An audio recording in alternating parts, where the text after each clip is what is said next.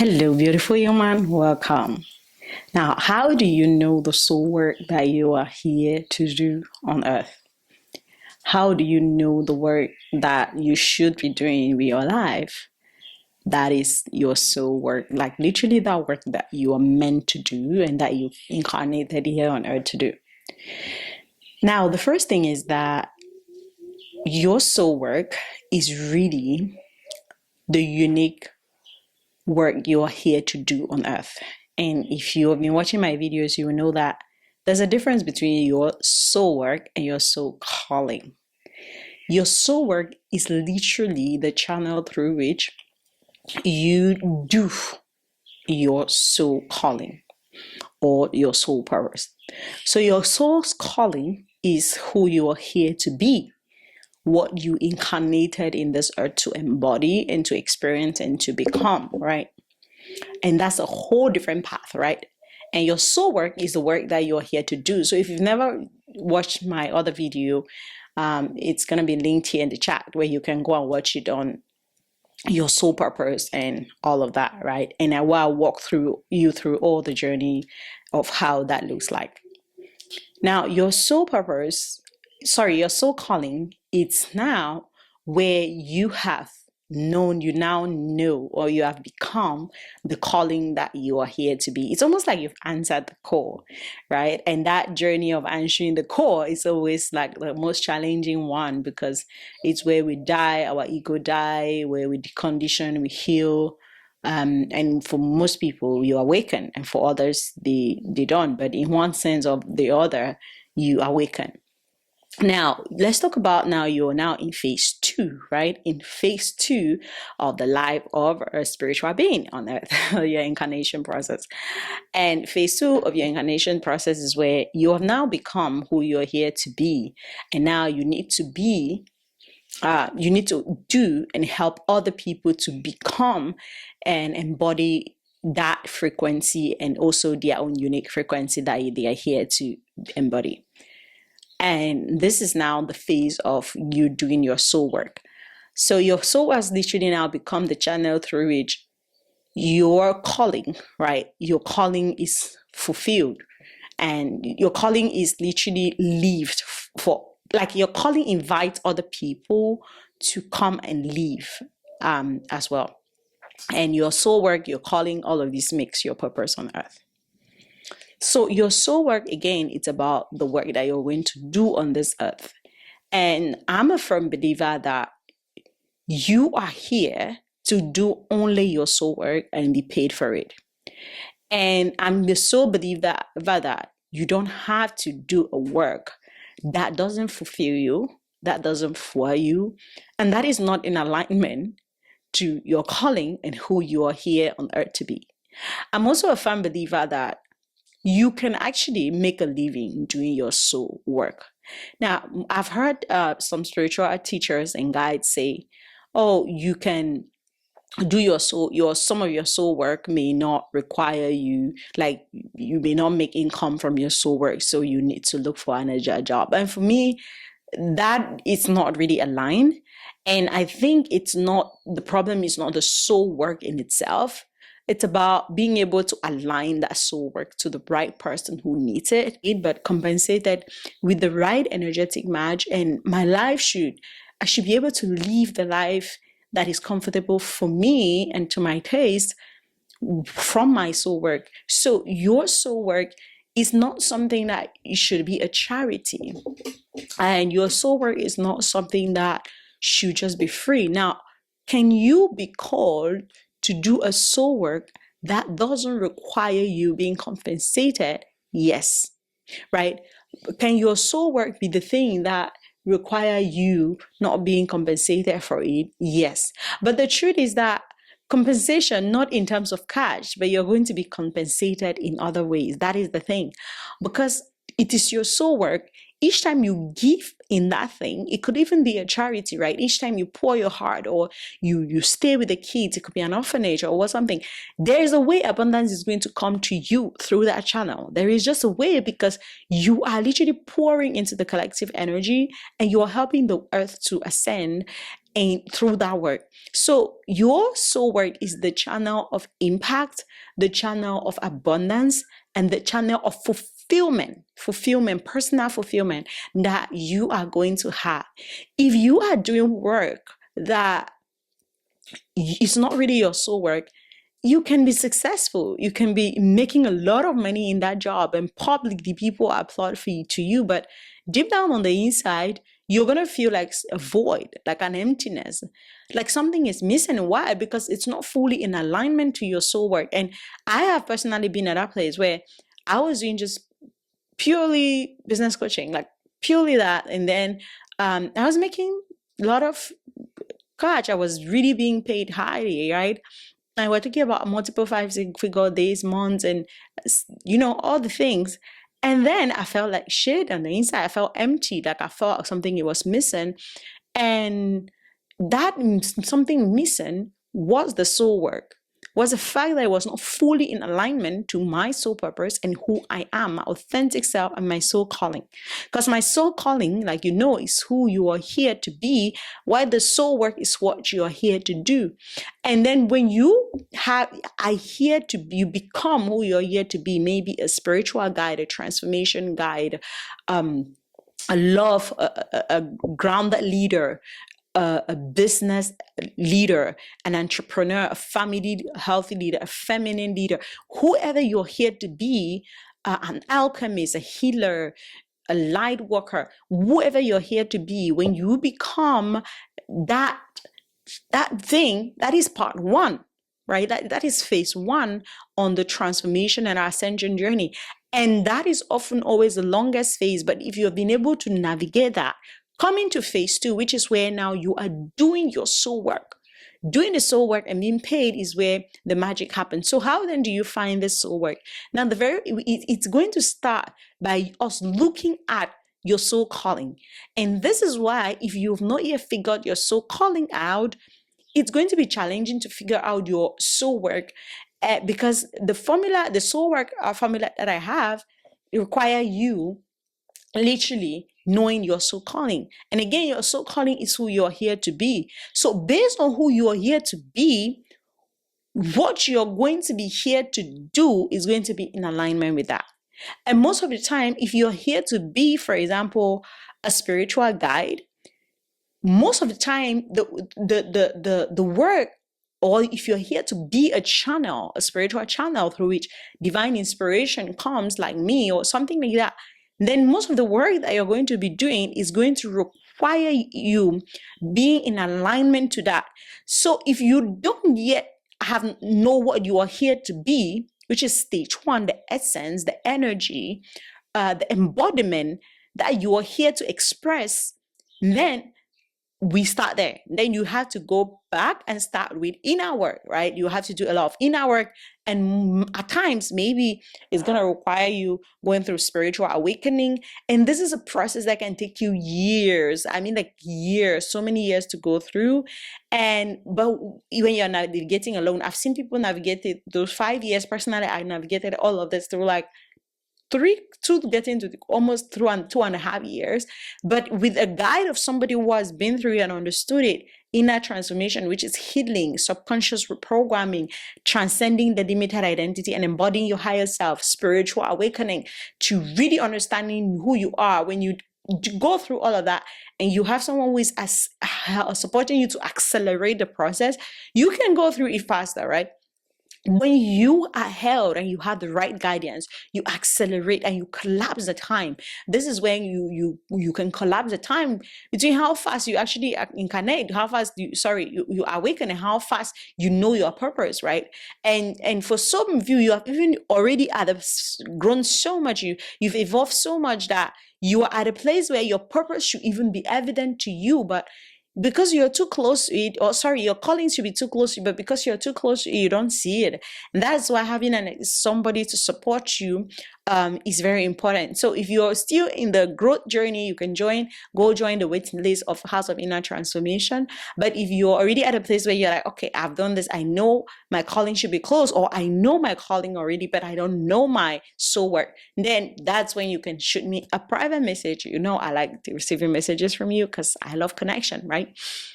send me the private message, and then we are going to chat, and I'm going to share with you like the beautiful way that we can do this together. Now, the next thing, so we look at your calling. What is it that you're called to be? Who are you called to be?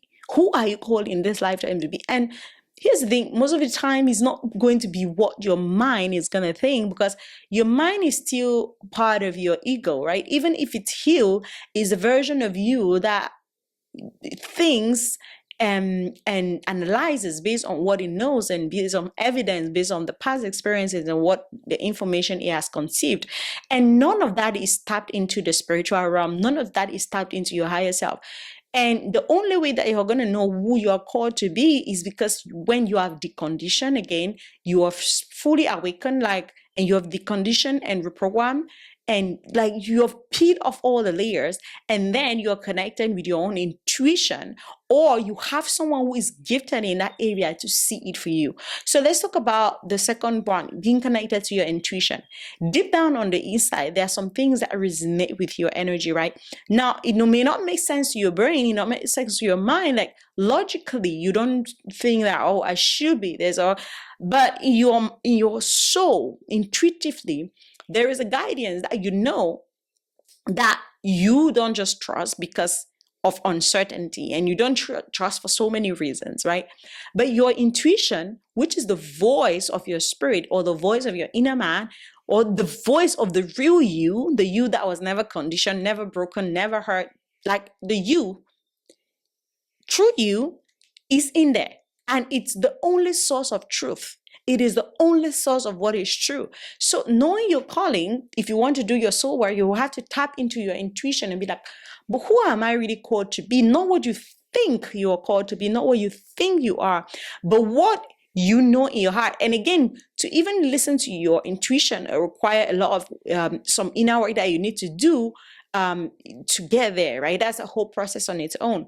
But really, you can tap into your intuition and be like, and take a moment of silence. For example, you can just take a day and be like, you know what, I'm going to just sit still and listen inside. And when I say a day sitting still, it doesn't mean a day and you sit there and you're meditating all day. It could be like a day, and then you choose to just be silent and not talk and not engage so much in the outside doing, and just be, right? And be in tune and notice the voice of your heart, the voice of your spirit.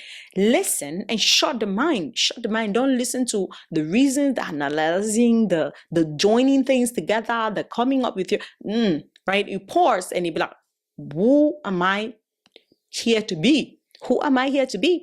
And that process is going to be, for so many people, depending on your level of consciousness, is going to be easy. And for some people, it's not going to be evident, right? And even for some of you who are already ascended in consciousness, it might still require you to do a lot of practice in order to be able to get that clarity on who you are here to be. And when you know who you are here to be, that is the first step. Because your soul work now is going to be in alignment to that. And what I've noticed, and based on the people that come in my work and that I've worked with, is that most of the things most of the work that you are here to be, like most of your calling, right? You being here to be that thing is also what you're here to help other people to be, right? So it almost looks like, for example, if you're here to be an energy healer, if you're here to be a prophet, if you're here to be a teacher, a spiritual teacher, if you're here to be a spiritual guide, if you're here to be a spiritual parent, right? A spiritual parent, the work that you are going to, that is who you are going to need to embody and become. And here's the thing, embodiment, as most people think, it's not about trying to be something that you're not. It's not about adding. It's not about acting like. It's not about talking like. It's not about living like. It's about removing what is not that thing. It's about peeling off layers of yourself. It's about really transforming on the inside to become that, and not doing on the outside to become that. Because there's a lot around the content, like the the conversation around embodiment, I'll be like, okay, I need to do to be. No, you don't do to be, you simply be, right? You simply be, you remove, you undo. You actually undo to be. You undo what has been done to be. And it's not about physical changes, it's about internal shift. It's about the inner work, it's about healing, it's about regulating, it's about reprogramming, it's about transcending identity. It's about that inner level work that has nothing to do with what you're doing on the outside. So when you have embodied that person or that thing or that thing that you know you're here to embody, now embodying it doesn't mean that you have now become a leader or like you're now like an ascended master in that thing, right? Like you're mastery. Like, no, it means that when you're already clear around who you're here to be, the chances that your soul work is going to be around helping other people to be that is so big. And this is the easiest way to literally know your soul work, is that who are you here to be? Because who you are here to be is not so that you be that for yourself, it's so that you create a compound effect on that, where more people, you can be that, help other people to be that, and then they help other people to be that. Because what you want to understand is that collectively we are growing, we are expanding, we are awakening as a society and as a planet and as an earth or as a species or as a being.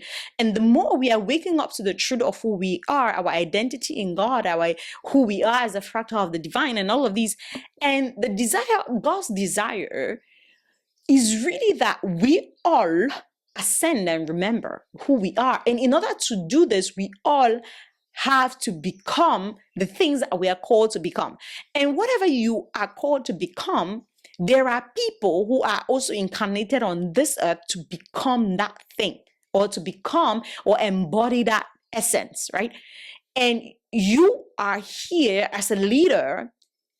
You are here to lead other people to embody that essence in their own flavor. In their own flavor. This is important because it doesn't mean you're here to lead people to become you. That's not it. But you are here to help people become and experience that in their own flavor. And that is one way of finding their soul work. And this one resonates with so many people. This would be like, for example, if you are, for me, I know that I'm a spiritual guide, right? And I'm here to really help other people who are, I'm a spiritual and transformation guide, and I'm here to help other people who are spiritual and transformation guides, right? How, like, the how exactly now is a different story, because now this is where we go into the soul work triangle. But to have the idea about the soul work itself, you have to go to the calling, like, who are you called to be? And then have this idea that have it in the back of my mind, okay, whoever I'm called to be, I am here to also help other people to become this. Now, in their own flavor, in a unique and particular way, right? So I'm a transformation guide, I'm a channel, I'm a spiritual leader guide, I'm a spiritual leader, all of, like, I'm here to help you to be that, to be a leader, to be an awakened leader. Or in a nutshell, I can say the one word that describes me is I'm an awakened leader. And I'm here to raise awakened leaders. Now, the how is now where we enter into the soul work triangle. So if you're in my world, you know, the soul work triangle is literally the triangle that talks about your soul work, right? And at one end of the triangle, we have your triumph. And your triumph literally is going to be the deepest thing or the most powerful things that you triumphed on your journey of becoming. The most powerful thing that you embodied or that you had to walk through, or the biggest pain on your journey of becoming, right? And this is going to be different for different people based on different things, right? And this could be, for example, it could be something around abundance, right? For me, the highest thing that I've ever overcome in my life is really, really that each time I look back, it's like overcoming the lack, scarcity, and being broke and all of that, like that has been the most challenging. And this is when this is a challenging thing, it's because it's here is the thing you're here to work on the most in order to unlock your most powerful version of self and to unlock your full power. So each time you work on it, it goes, and then it's gonna come, and then you work on it. So for me, it's like at different stages in my life, when I look at since when I started my business has been this catalyst for my spiritual growth and expansion, right? My talking about, and then so I know that because has been my biggest catalyst, and this has been my area of like the biggest challenges and biggest triumph. My calling, my soul work, has to do with something around this. So my calling is different. It's who I'm here to be, and I'm here to also help people to be that. But the how is now where the soul work comes in, right?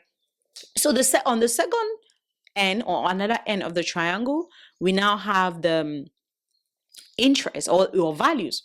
So looking at your value, what do you value, right? And the things that you value are the things that you're interested in. And your values here, we're going to be looking at your core values. Now, this is why you need to do a lot of inner work to get to this phase, because if you've not, you may not even know what your values are. Like I didn't used to know. I thought my values were just the things that I love for people to do or that are important to me, but that's not it. Your values are really who you are, right? They are what make you. So my values, for example, is spirituality, is growth, is abundance, right? All of this is transformation. For me, if I'm not growing, if I'm not transforming, if I'm not ascending in consciousness, if I'm not growing spiritually, and if I'm not experiencing abundance, it's connection. If I'm not connecting to people in a heart-centered way, and like it's leadership. If I'm not leading, if I don't feel like I'm impacting, then it feels a little bit off. So what are your values? What are your core values? And in order to know this, again, look at the things that you spend most of your time studying, learning, working on, integrating the thing that you're interested in. It could be art, it could be photography, it could be music, it could be dance, it could be business, it could be anything, right? And you're going to write down all of what these interests are. And from these interests, you're going to be like, okay, but why am I interested in this, right?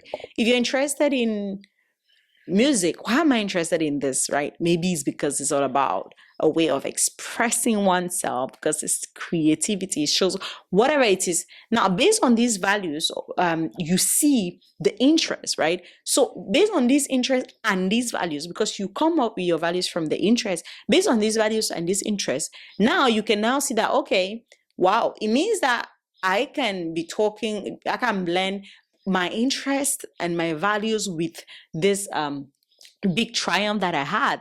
For example, if my values, for example, is business, like my interest is business, my value is leadership, my interest is spirituality, and also my value is spirituality. So you see, I can use these to literally come up with a soul work that is fully aligned to who I am, which is my desire in this lifetime, is to be an entrepreneur, own businesses, and be a leader in so many other areas, in movements, and start things where I am an awakened leader.